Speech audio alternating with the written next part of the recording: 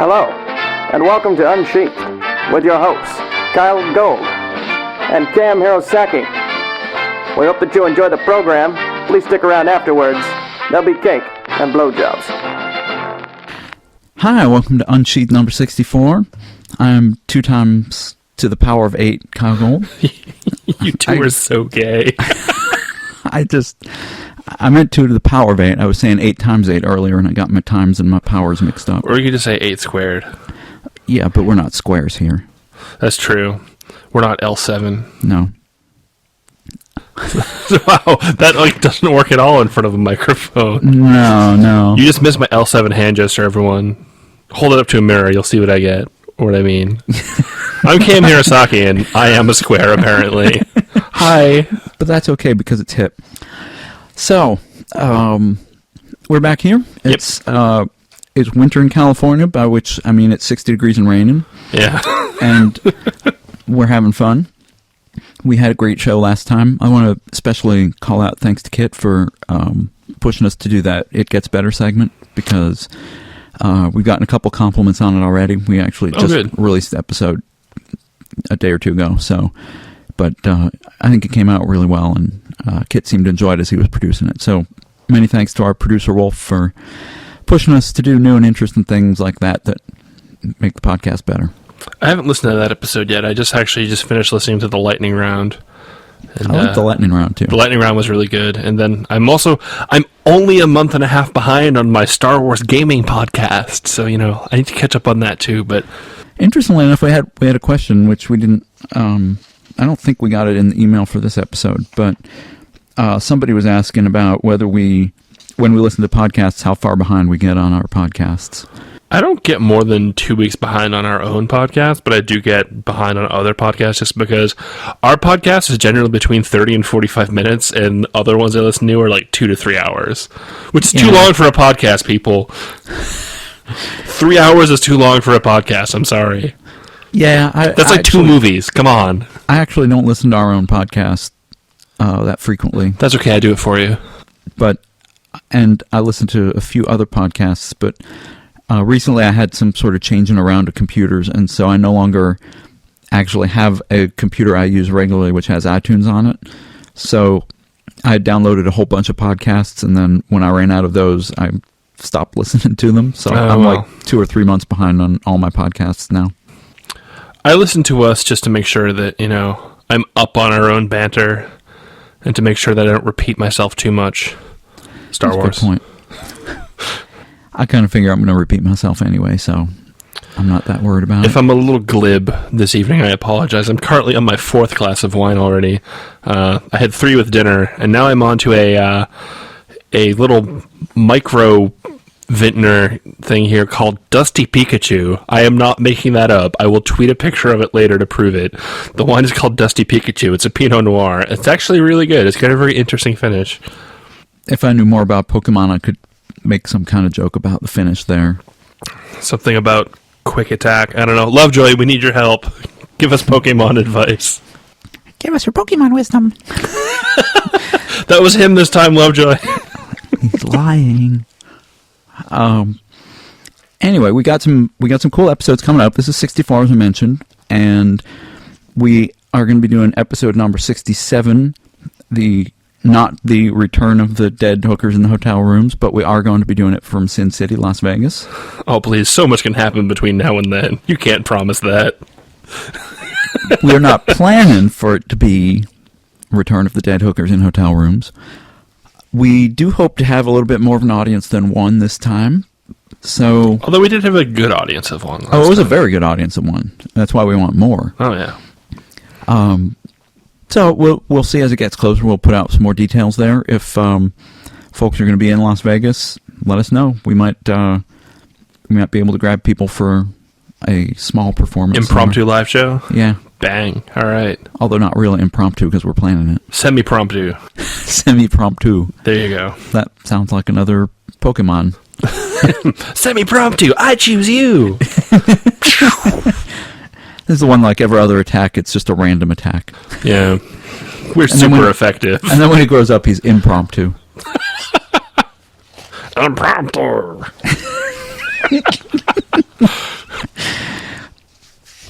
And I should be a voice actor. B-Hop, call me. And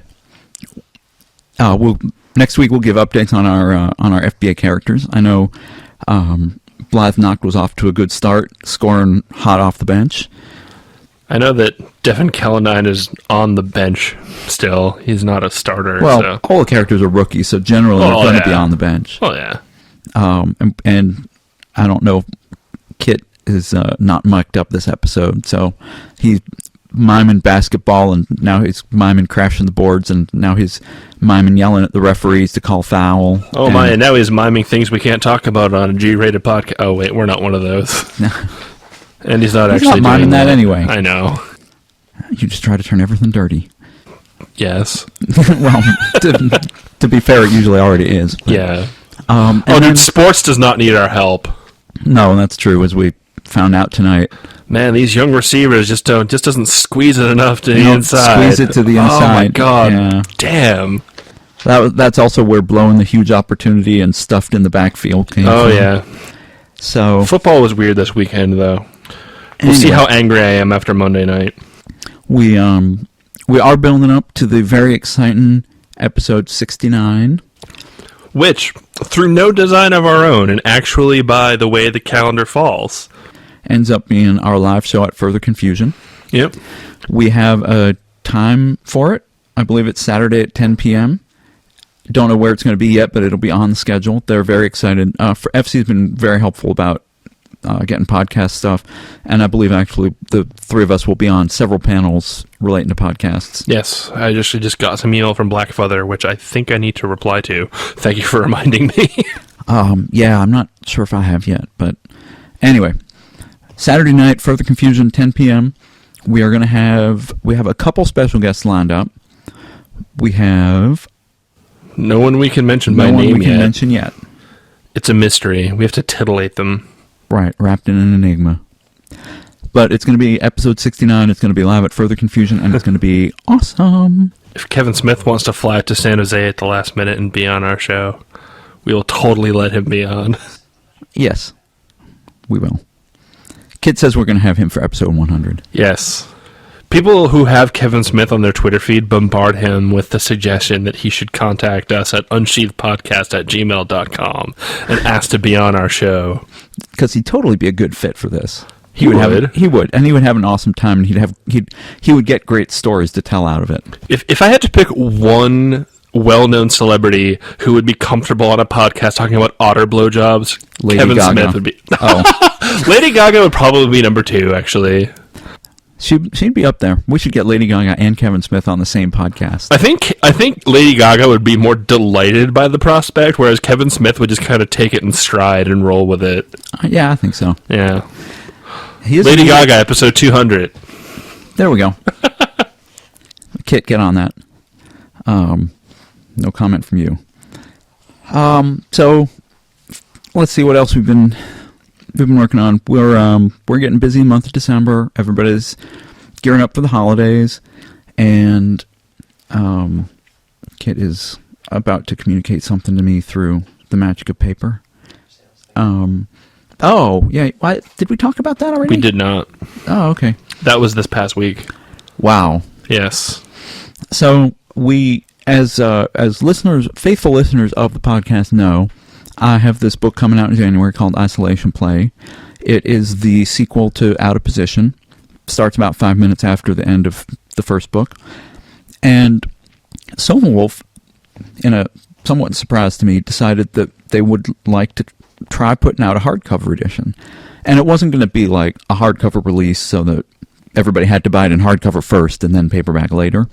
It was just going to be a sort of boutique limited edition thing, just a collector's item for a few people. And they had initially thought, we talked about it, we took pre-orders at Midwest, we got about 15 at Midwest, and so they thought, we'll do a run of 50, that'll be good. I offered to hand number them to sweeten the pot a little bit. They blew through, I think, something like 70 copies in 6 hours on Saturday. Brer at Silver Wolf had thought that he was going to put up these, I don't know, maybe half that, and that it would last till December 15th. And they were gone in 6 hours. Yeah. And then he put up 2 more batches on Tuesday at 8 in the morning and 8 in the evening. And the 10 that he put up in the morning were gone in 2 minutes. And the ones in the evening, I think he put up more than that. And I'm not sure exactly how many, but they lasted about 15 20 minutes, something like that. So they are all gone at this point. However, because people keep asking, the pre-ordered hardcovers, the only difference between them and the rest of the run is going to be that I'm going to hand number the pre-orders, and we are still trying to include like a little book plate with some extra special blotch art thing. And the pre-orders come with the Firebird's pin. Yeah.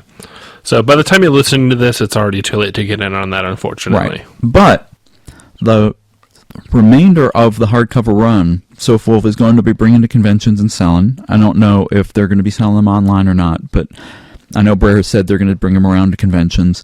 And while they last... I will be surprised if they don't sell out at FC. I don't know about that, but we'll see. We'll see. It's interesting that, I mean, you would think if they would be that popular at conventions that they would have sold more at Midwest because they were available there. Well, I think really a very small percentage paying of money the fandom, at a convention for something you're not immediately getting is kind of a hard sell. Maybe, but and it's worth pointing out that the original Out of Position did sell out at FC when it launched. But we'll also have the soft covers. Oh, right.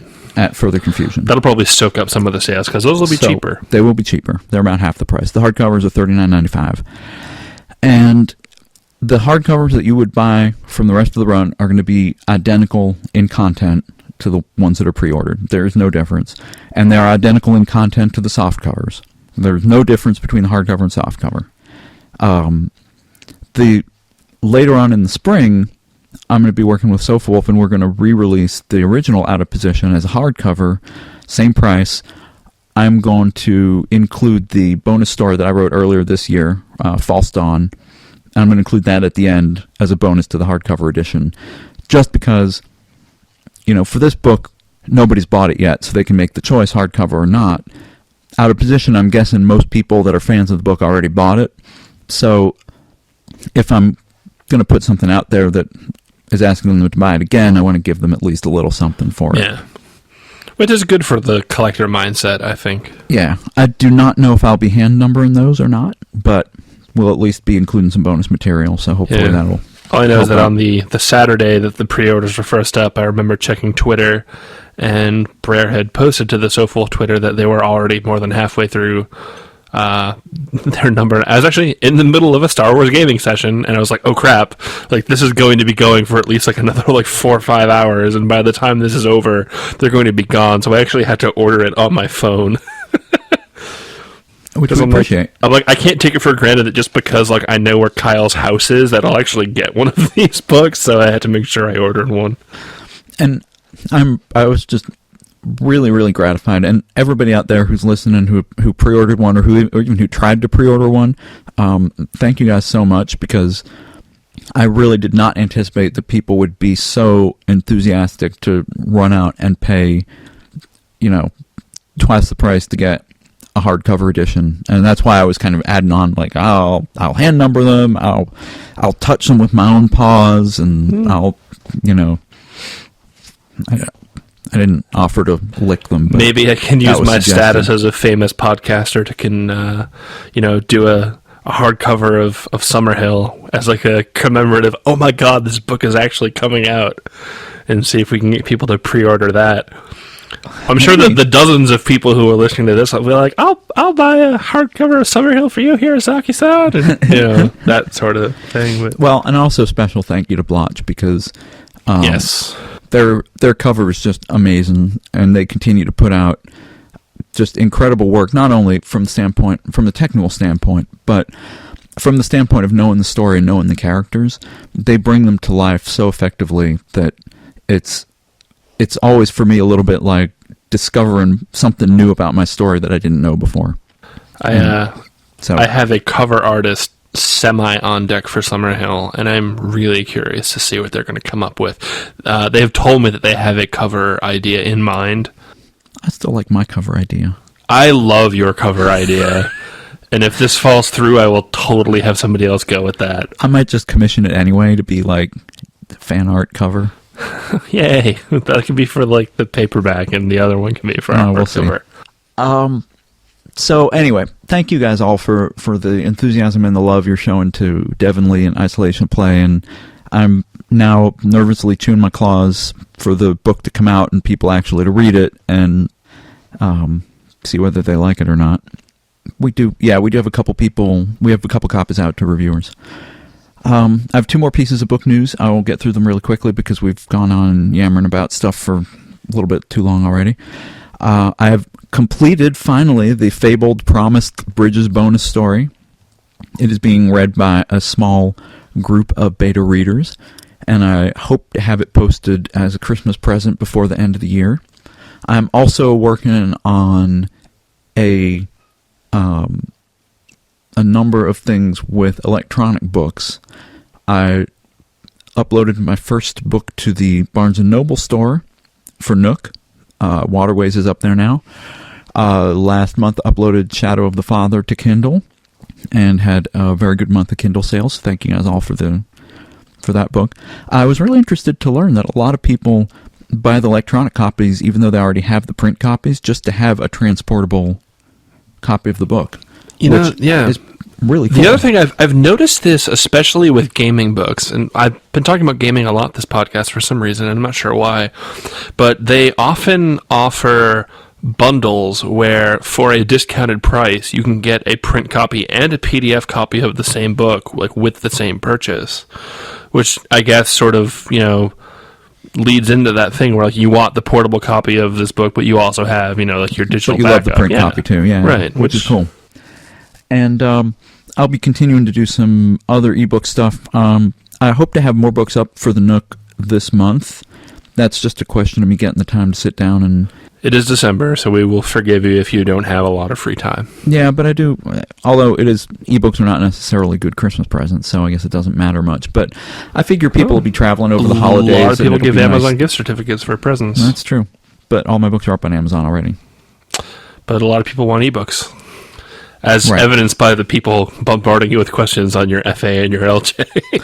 Yes. Isolation Play, by the way, will not be coming out as an ebook simultaneous with the print release in January. It'll probably be the latter half of 2011. 9 to 12 months after. Something like that. Yes.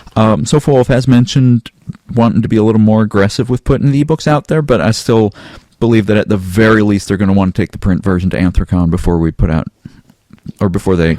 Which makes sense. Give me the okay to put out an ebook. As we are still a niche market and they are still a small press, I think that is a sensible move. Yeah, and someday we'll do a show on where to buy your books to help out the authors and publishers the most, but today's not that day. So look for ebook news from me. I'm also, aside from just putting the books up on other platforms, thank you, by the way, to loyal reader fan who emailed me with the contact information for Borders. Borders has also an ebook store, which I think flies a little under the radar, but their wrinkle is that they require separate ISBNs for the ebooks, whereas Barnes & Noble and Amazon don't require them. So I have to go buy some ISBNs, which probably will not happen in December. So look for the Borders ebook stuff to come up in January. And ISBNs cost money, and free money is not in good supply in December. Yeah, it's the kind of thing where, given the amount of money the Amazon store makes me, and the relative popularities that I know of the Barnes & Noble and the Borders stores, like, I've heard of the Nook, but I know it's less popular than the Kindle. I'm not even sure what readers the Borders EPUB versions go to. I think you can buy them for anything, but as a gray muzzle myself, I'm not in on the whole e-reader thing. So I'm not thinking that I'll make my ISBN money back in the first 2 months of sales from Borders or anything. But at any rate, also working on a couple other little projects with ebooks to make them a little more interesting. Experiment with a couple things because it's totally new and we want to see what people are up to. So listen for news on that front. Right. My news is super brief. We already talked about Siani's Fortune Teller poem anthology. Yes. We are both in that. We talked about how we're both in Heat together for the first time in many years. I have submitted a short story to another publication, but have not heard word back yet. I am still working on Summerhill. I promise I'm still working on Summerhill. He is. And I do have another short story idea that I kind of want to tell, but I don't know if I want to take a break from Summerhill yet for 3 reasons. One, because I'm not sure if I need to build up more mojo momentum on Summerhill. B, I'm not sure if there's more to this story than just a short story, and if it's going to turn into a novella on its own. And C, because I'm easily distracted enough and I don't need more in my brain right now.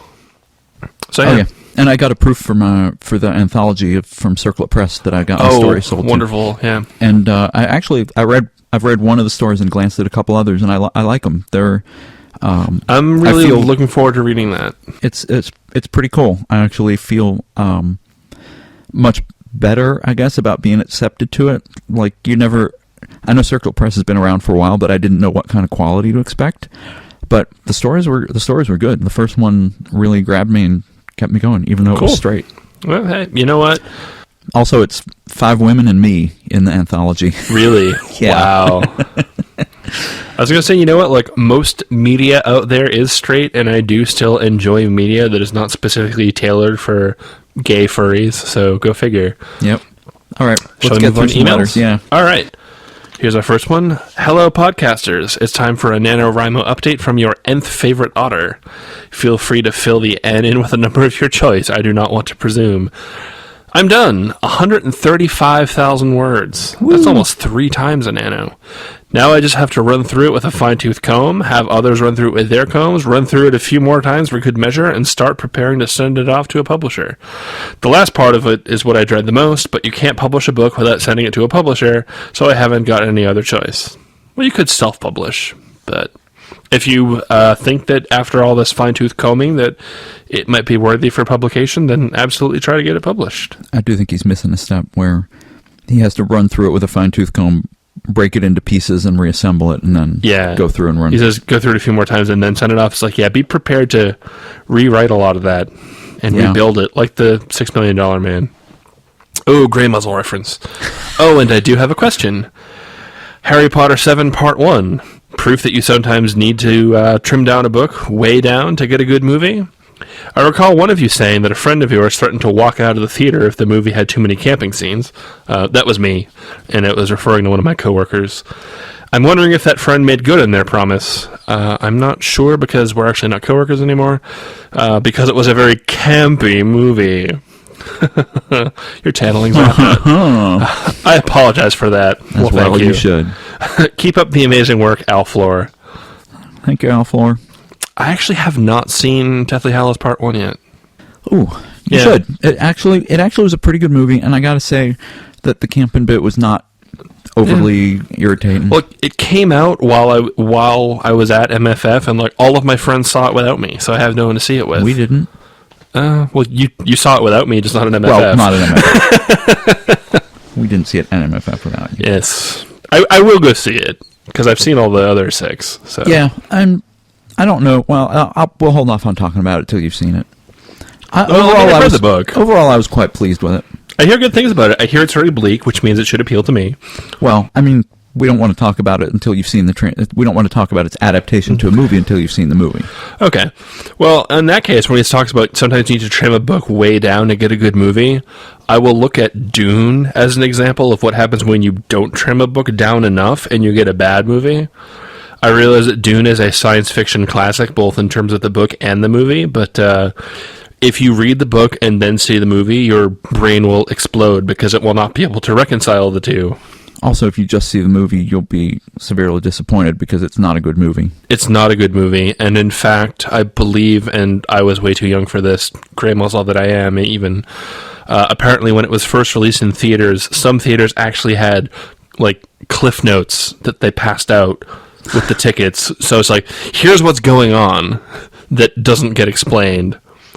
Because Dune it's and I will say this, at least the first Dune is a very good book that you should read if you have the time and the effort and the perspicacity. Perspicacity is not the right word at all. Why do I want to keep using that word? Anyway, I keep using that word. I do not think it means what you think it means. the diligence. There's a word to use. I think it's a very good book, and I even like some of the rest of the series, although some of them are hit and miss. But it's very political, and it's very plotting, which doesn't make for quote-unquote, like, good science fiction theater, which is kind of what they tried to do with it, and the whole thing just kind of falls apart. Right. I also recommend National Lampoon's Dune. Oh, Doon. Which, yes. Which holds one of my favorite lines in parody literature. What's that? You have to say it now. It's one of the beginning of chapter quotes where he says, "There should be a philosophy of feet. For do we not walk about on our heads and think with our feet?" What do you mean, no, not really? Oh, God. If you're not familiar with the Dune books, every chapter opens with like this little mini epigraph, which is like a quote from an in-universe source. Right. And so parodying that, and it's always something super pretentious. Yes. So that's actually super funny. All right. Yes. Do you sometimes need to trim a book down to make it a good movie? Yeah, I would say yes. clearly. Yeah. Look at Lord of the Rings, especially the second one. Yes. I mean, they don't. No, I'm agreeing. Yeah, they don't sing 8 million times and go into super detail on what they're eating the first and when. one, I mean, all three of them. Actually, yeah, all three of them are pretty. They cut out the whole Tom Bombadil bit. Yes, which I think was a good choice in the long run. Anyway, Kit has given us this is going to be an hour and a half long podcast look, so. Hello, the 3Ks. I did it. I managed to hit over 50,000 words in the month of November, and with 1 day left to spare. I am quite proud of myself and of the story I produced. I know that it still needs a lot of work, and that I will have to figure out where the different chapters start and end, but at least it's on paper, or at least on my computer, and I can take a break and come back to it when I feel I've had enough time to breathe from this stressful activity. I am glad that I got this story down on paper, and following the adventure of these characters was quite interesting. I must say that some things within the story seem like I'm just stating fact, but that's where editing will come in, and I can make it go from just facts to a detailed story. I know that I probably have an over-excessive amount of sex scenes, and some of those may get cut later on, but that just comes with the job. I just wanted to say thank you to the three of you, as well as Candrel, for making this happen. Yes, I know Kit didn't seem to do anything. Kit does everything. Kit does the show, but it was because of him that the two of you have a show, and it was because of the show that I met Candrel. So while the three of you helped me, I have to thank Kit the most for helping to bring everything together. He's like sticky wolfy glue. What was I doing? You guys have been a big inspiration, and hopefully next year I can join you in the ranks of Heat. Congrats on all of your projects, and good luck on all of your future products. Thanks, Saichita. Thank you. Congratulations to you on finishing. Definitely congratulations. I know I'm not very good at getting up 50,000 words in a month myself. It's not as easy as it sounds. It's not. I mean, that's over 1,000 words a day, so... I know it doesn't sound easy at all, but it's still not even as easy. It's harder than it sounds, even though it sounds really hard. Even to Kyell, who explodes novels at this fantastic supernova rate. Even when I was writing 1,000 words a day, I don't know that I wrote 50,000 in a month. That's true. I know that even like your 90-day first draft novels still only usually come out to around 120, which is still less than 50,000 a month. I mean, if you count emails and I can do other math. stories. Yeah.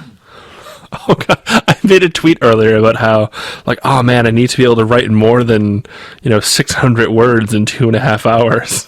And somebody responded with, if it makes you feel any better, now you're up to 616. Awesome. All right, go on. Okay, next email. Good morning, amazing hosts of Unsheathed. I hope it finds you in a well-lubricated mood. Well, I'm lubricated by wine.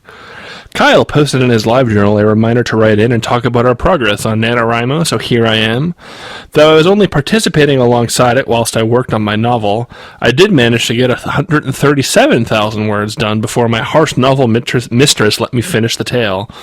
I started October 8th and ended in late November, so I guess you could say I succeeded in the challenge even though I started a month early and wasn't even competing to begin with.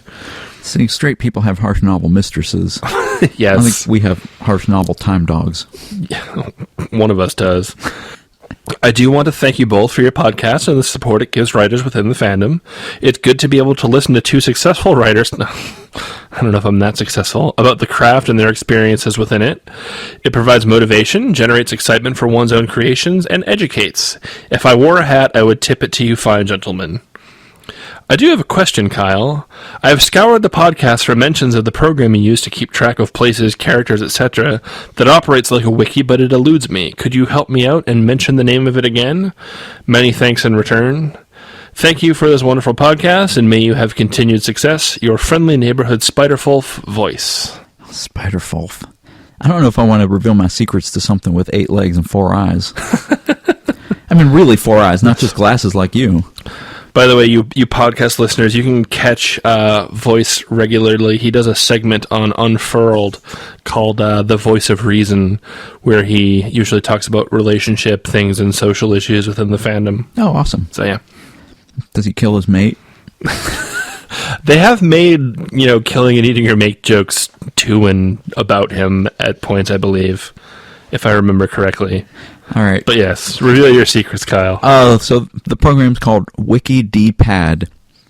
I don't know why D-Pad. Every time I think D-Pad, I think of a game controller, but yes, it's called Wiki D-Pad. Just all like that, no spaces or punctuation or nothing. See, being from the FBA Plymouth area myself, I want to call it Wicked Pad. Dude, this program is wicked pissa. It totally lets you keep track of all your stuff in your stories. I thought you were from the Okinawa area. Okinawa, dude. People from Okinawa speak funny. They don't even speak Japanese. Oh, okay. They speak Uchinaguchi, which is like its own language. We got another letter which I didn't use, which the first sentence is written in Japanese, or something that I'm hoping is Japanese, because otherwise it's not going to be readable by any of us on this podcast. I'll look at it. So there you go, Wiki D-Pad. And congratulations on getting a novel draft and done. Congratulations on your novel draft. 137,000 words is considerable. It is. Side note, OpenOffice has weird word count issues sometimes. Yeah, mine's not having that, but I don't know if we're on different versions. Yeah, I'm not sure either. Anyway. Dear Kyell and KM, because you asked during the Lightning Round episode, I'm replying to say that the two authors I didn't name, common users of self-insertion, are in fact not Laurel K. Hamilton nor Dan Brown as speculated. I'm not saying they don't do it, they just weren't the ones I had in mind. I did specify, after all, that they were authors whose work I still enjoy. I still like some of Laurel K. Hamilton before she jumped the shark. And basically everything up until Obsidian Butterfly, and then you can stop. And I enjoy Dan Brown in the same way I enjoy candy corn. Candy corn is foul. Yeah, but one of them, just to remind you of the taste of it, that you used to enjoy it as a kid. Oh my god, like KFC. Yeah? Where it's just like, oh man, KFC. And then you're just like, oh, I forgot how much I hate KFC. I actually haven't had it in a while, so I still think I like KFC. But don't. And now a question. Are there any signs, beyond word count, that a short story has the potential to become something bigger like a novel? From your longtime fan, Mythic Fox. Get rejected from Heat. Yeah. Sorry. That was actually fairly awesome. I was going to say that you had the most experience with that recently. Mm-hmm. Because a year ago. Well, yeah. Basically it's just if the characters don't let go of you, if you finish the short story and you're like, I want to talk more about them, I think their journey beyond this story is interesting, or the way that they arrived at the beginning of the short story is interesting. And that's what happened with Vol and Pen and a Fortune and everything. I wrote this short story, and then I was like, well, how did this fox end up in prison? And then when I'd written that novel, I was like, okay, I've set up a whole lot of crap here. What happened about all that when he went to prison and then afterwards? Yeah. And that became another novel. Ask yourself, have you done justice or have you done service to the idea? I mean, there's a difference between leaving questions in the reader's mind and leaving questions in your own mind that you think are worth still asking. Right. Which, if that makes sense to you, then you're a writer. Awesome. Go on. All right. Gentleman and Liz. A lovely little out of position reference. That makes me wag. Yes. Does Devlin have an embarrassing victory football dance? And if so, what is it? Performing in the act of coitus with Lee does not count. Yours very drunkenly, Zap. Well, since you provided that one exception, no, not yet. However, I will say that someone does attempt to teach him one in the third book. Okay, that's interesting. I didn't know that. That's going to be your first teaser for book 3, which is not coming out for another 2 years and a month. So Yeah. And I will say that a couple of weeks ago, T.O. had a very entertaining victory dance whenever he was playing on Sunday night, which was like 2 or 3 weeks ago. I forget what game that actually was. Dev, being a defensive player, Dev doesn't get to do touchdown dances very often. No, although if he were to score a defensive touchdown, that would be quite a momentous moment. Indeed. Foxes, otters, fellow wolves, lend me your electronic ears. Anyway, I was having a conversation with a friend earlier about the content in the fandom. They were under the impression that it was dominated by gay males, while I was more of the opinion that gay males were a simply loud and more visible part of the fandom. They then cited my own work against me, so I decided to come up with a tally. He's not the only one who's had that idea recently. While most of my stories actually have straight content, there has been a recent spike in gay stories, and my most popular stories are gay. So, is the fandom largely gay and or appreciate gay stuff more, or are they, like I said, a more vocal and visible section of the fandom? Cheers, Furnace Hemingway, previously known as Pyro Stinger. P.S. I will continue these until you read one of them on air, damn it. We've been reading his stupid names on air. And now we have. Pyro's actually on our coast now. I keep telling him, well, by keep telling him, I mean told him 2 days ago, keep telling him to come up and be on the podcast. I would love we to owe have him a him on dinner the for his podcast. challenge stories. Yeah? Oh, and we need to give him another challenge story. Ooh. Should we say that till the end? Yeah. Okay. Maybe Kit can coach us. So, briefly, we've, of course, thought about this quite a bit. I mean, Yes. One of the things that I hear quite often about my work is that, well, of course, gay stuff is most popular, so that's why my gay stories are more popular. And I think there is something, at least something to that. The rejoinder is, well, there's a lot of people writing gay stories out there in the fandom who are not writing novels and also and such. You yourself are gay, so you're going to be more inclined to write gay stories. I would just as a matter of course. I mean, it's not like I'm pandering is not the tone of the comments. It's just kind of like he happens to write the stuff that's popular. Well, I have heard that accusation against female furry artists that they just draw gay art to pander to the audience, which I think is equally rude to insinuate. Seriously. And besides which, the female furry artists I know who draw gay porn really enjoy it. Oh, yeah. Yeah. The ones I've talked to about it certainly seem to enjoy it. Kit and I actually attended a lesbian comedian show, and she went through a whole segment on how much she loves gay porn, and she loves to see gay men doing stuff to each other as long as they're not doing it to her. Well, that's something else I have in common with lesbians. So, now women love gay porn. Anyway, the one of the theories that I have about why gay literature is more prevalent and more popular is that there's simply not as much gay literature available outside the fandom. Yeah, that's true. I mean, if you want a straight romance, you can get a straight romance. Go into the science fiction section. Any book that has any romantic subplot in it is likely to be straight romance. So if you want kind of your furry straight romance, it's out there already. Yeah. But there's barely any gay romance, with apologies to the many, many, many books reviewed by Eliza Roll and other people out there. I mean, there's a lot of the books being published, but there's very little in comparison to the rest of the, whatever it is, 2 million, 1 million books published every year. Romance is a huge genre, too. It's a big seller, and it's just like one of the largest publishing markets, if I remember correctly.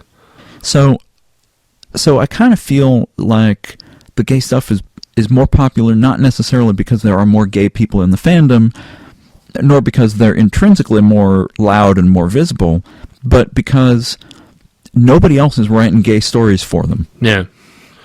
And, I mean, I think that's true of a lot of, furry media. Again, I've said this before, but for the most part, we only have ourselves to cater to, which is why when you get something like, like a furry comic or, this, that, or the other thing, even if it's not that good on an intrinsic level, it will be super popular because it's the only thing of its type, like, to be, soaked up by the fan base. Right. Which, I think, is in support of your point. It's a similar idea, but just promoted to the whole fandom. And so it's like, is gay stuff more popular? I think that if you look at stories and artwork on FA, I would say that the bulk of the popular stuff is gay. If you look at the popular artists, with Adam Wan and Blotch, there's a lot of male stuff. Yeah, he does a lot of gay stuff, but he does a lot of straight stuff too. But that's true. But he does do a lot of gay stuff too. And I do think, we had this argument at Rainforest, and I don't believe we had it on mic, but I do believe that a lot of the science fiction and fantasy that's out there contains a lot of romance elements, contains a lot of sex. Yeah. And just they don't label it as such, because something other people have said is that, there's a lot of adult books dominate the literature in the fandom, which, I've already said. I know, knowing Sofa Wolf's and Fur Planet's release catalogs. Yeah, there is plenty of non-adult stuff out there to buy. There is. Plenty. We should have done a tally back at Midwest, but that would have been sort of pushing a point. But there we go. Anyway. That's the third time we're talking about doing tallies of stuff. We'll do that next time, maybe. Which goes along well with your T-shirt today. Science. For science! We must do it for science. So anyway. Blow up the moon, Earth's ancient enemy. I really think that if you write good stories, you will find your audience. Yeah. And it's one of those things where, you might get more hits on your stuff because of, my gay stories are more popular because, that's where all the gay people are going. But, your straight fans may have other outlets so they don't need to scour. Yeah. Oh, that's what I was going to say. I can't judge whether the gay art is more popular because that's mostly all I look at. Yeah. So, anyway. Although I did like, there was a straight piece which prompted my dictionary.com post the other day. Which one? God, was it? It was either. Adverse and averse. Yeah, it was either Demicur or Jailbird. Okay. And it was two vixens with cups of coffee or hot chocolate or something, and they were both kitsune vixens. And okay. So yeah, and somebody was asking about whether they wear underwear, and the owner of the character said they're both adverse to wearing underwear, and I was just like, wrong word. No. Although knowing either of those words at least puts you in like a certain vocabulary echelon. So. Yes. But then I remember I've heard people described as risk adverse as well, which is also incorrect. It's like nails on a chalkboard. All right, read another letter. Real quick, since we do like to do book recommendations on this podcast, and people seem to take our book recommendations seriously, if you are looking for a non-furry gay romance suggestion, I will throw out Almost Like Being in Love. Oh, yeah. I think we've talked about Steve Kluger. That's right. K-L-U-G-E-R. Yes, K-L-U-G-E-R. Yeah, he's awesome. Yes, that's a very good book. And in fact, if any of you guys have thoughts out there on the best books of this year that you've read, we will try to go over that in our Las Vegas show or the one right after that, depending on how many letters we get in. Yeah. Separate. I know I don't usually do well keeping up with what's come out this year, so if you've read other books that impressed you that did not come out this year, and now I'm asking it to get too detailed. I was going to say separate out into fandom produced books like Fur Planet, Sofa Wolf, but then sort of other books and books that came out this year versus other books that are just notable that you enjoyed, and we'll sort of pick through the emails and wow, we really need an intern to pick through emails for us. Anyway. Let's read the last letter. All right. Dear Canaan podcasters, I think it's not a stretch to say that Kyell is the most successful and wide-read author in the fandom. Besides the other listeners of this podcast that I personally know and converse with, Pyro and Candrel, no one in my furry circles knows who Kyell is. While anecdotal evidence... tell them. Yeah, exactly. Why are you not telling them? While anecdotal evidence isn't useful... I don't know if I agree with that. It's at least an indication to me that writing is simply not that well noticed in the fandom. Or maybe it's just a backup of Pyro's point that not everything has to be gay. Yep. What can we do to step up the recognition of writing in the fandom? Do a podcast. If all it took was to just continue doing what we are doing, writing good stories and putting them out there, then wouldn't we have more recognition than we do now? A good product needs more than quality alone. It also needs marketing to make people aware it exists in the first place and that it is of good quality. Is there anything else we can do to get furries to pay more attention than they are now? From Rashawn. Well, I would argue that they're paying more attention now than they were 2 years ago, or 5 years ago, or 10 years ago. Yes, and that's a good point to mention is that, it's like, what can we do to get them to be doing it more? It's like, well, they are doing it more than they used to. Right. And if you, I think I mentioned this before, but if you go back and look at the Ursa Majors, before 2006, if you looked at the best novel category, I think there was only 1 year where there were 3 fandom-produced novels. Otherwise, it was 2 or 1. Yeah. Since 2006, I want to say there have been at least 3 every year, and some years 4. Yeah. Occasionally we'll get sort of a non-fandom novel in there, like the Watership Down one this past year. Claire Bell's book, I kind of count on the borderline, because it is mainstream published. But she has pretty much jumped into fandom. She has jumped into fandom, which is very cool. Yeah, which is cool. And she's really cool. She is cool. I actually really enjoyed meeting her at FC, and I'm glad she's going to be back. So there's, the old saying, you can lead a horse to water, but you can't make him drink. Yeah. You can only push writing so far. And really the best thing that we can do as writers to increase awareness of writing in the fandom is write stories that make people talk about them. Like and you said, And the best thing that you can do as readers is when you encounter people who have not read stuff that you think they'd enjoy, is you sit them down and you say, look, you're going to read this book. Yeah. I've had numerous people email me and say, I don't normally read, but my friend thrust a copy of Out of Position into my hands and said, you need to read this book. And I read it, and then I went out and bought a copy. Yeah. And believe it or not, there was a time in furry fandom history where it wasn't all, hey, go to a con and buy the latest Kyell Gold book. Like, I knew, Kyell, and then, showed up at a con and saw that he had a book, and he hadn't even told me he had written a book, and I was actually mad at him for it. He did. I came back from, this was Anthrocon 2005, which was the last year it was in Philadelphia, and I came back and, one of the first things I did after I got settled at home was I sent him an email saying, you didn't tell me you wrote a novel? That might be the first time you called me a son of a bitch. First of many. Yeah, first of many. It was certainly not the last time I called you that. Have I mentioned that you're my best friend? To make up for it, I'll do a podcast with you for a year and then embarrass you on it. In the most spectacular fashion possible. But yeah, he's asking, what can writers do, beyond just writing good stories? Talk about really, that's the best thing we can do. And once people start believing that there's good stuff to read, they will look for other stuff. And if there is good stuff to find, then they'll read that and they'll keep going. It will sort of be like a sustaining cycle once we get enough stuff out there.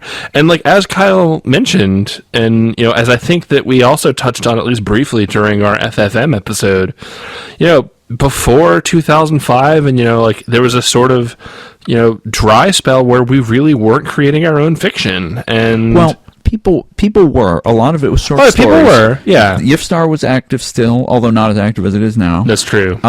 The TSA was quite active back in those days, too, and that has kind of fallen off a little bit, I think. Yeah, I jumped on Yifstar in 2002. Right. I remember that.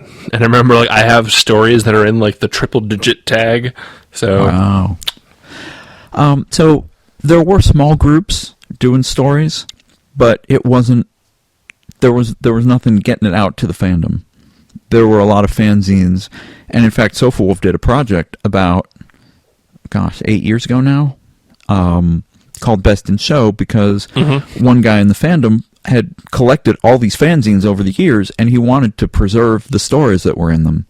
And sort of ironically, that's like the one Sofa Wolf title which is out of print and they don't ship around cons anymore. Yeah. I was gonna say, like, I have like in storage somewhere a bunch of old issues of like Yarf and stuff like that.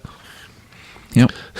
If you listen to this podcast and know what Yarf is or remember it, I will. I know we have a lot of young listeners. They probably don't know Yarf. No, I at one point got a story in Yarf. Really? Under my original name, not as Kyell. Kyell didn't exist when Yarf was out. I will have to look that up. I feel safe in revealing it since there are like 50-odd issues of Yarf and a story or two in each issue, so people can... Do not try to cross-reference Yarf and try to figure out what Kyell used to go by. Yeah. Although it might help you eliminate some people, but anyway. Well, you have to be old enough that you wrote them back when Yarf was around. Yeah, I did it in the middle. I did it during recess, so... Yeah. All right. Challenge story for Pyro, and then we'll wrap this up, I think. Okay. Thank you, actually, for the questions, Rashawn and Furnace Hemingway. Yes. All right. Since he's going by Furnace Hemingway, I'm gonna ask him for a story set during the Spanish Civil War. Okay. Then I will pick a species that is native to continental Europe.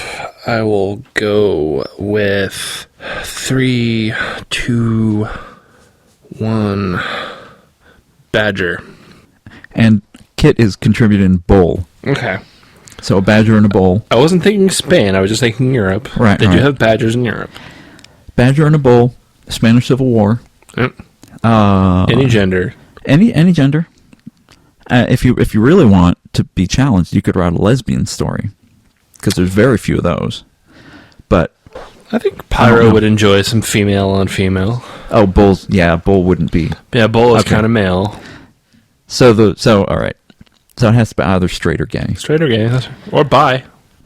And let's each give him a prop or a location.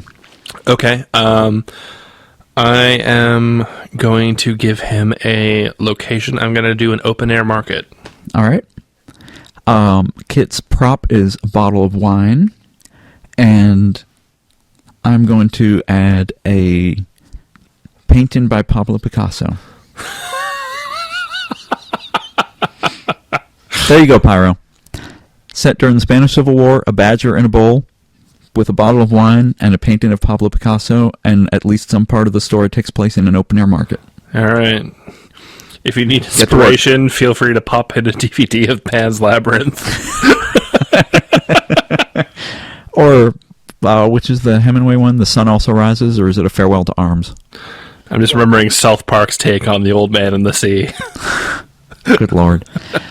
Well, congratulations to all of you guys who wrote in and finished NaNoWriMo, and all of you guys who did not write in and finish NaNoWriMo. Two people hit over 130. Right. That's a lot. That is a lot of words. Actually, I saw a voice posted on FA, like, how does this compare to, like, a mainstream novel? I'm like, that is longer than a lot of mainstream novels. Yeah, mainstream novels 70 to 90. Run around 70 to 90, for fantasy at least.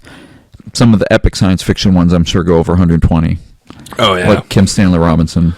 Oh, yeah. Kim Stanley Robinson writes tomes. He doesn't write books. He does now. He used to write books. The California trilogy is pretty contained. But the Mars trilogy is dense. Oh, God.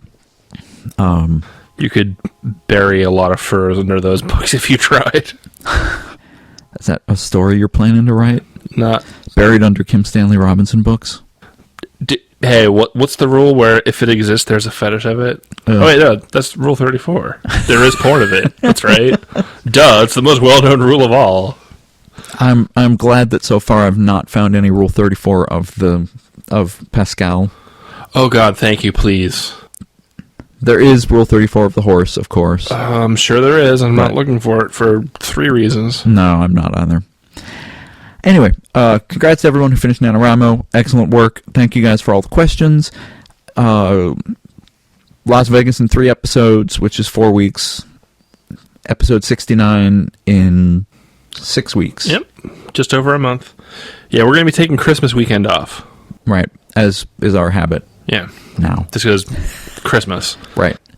Go spend it with your family. Don't listen to our podcast and shut yourself out. Oh, and happy Hanukkah, which I believe it still is as of the time of this recording. Sure, why not? Nobody knows when we're recording except the three of us, so That's yes, true. it is still Hanukkah as of the time of this recording.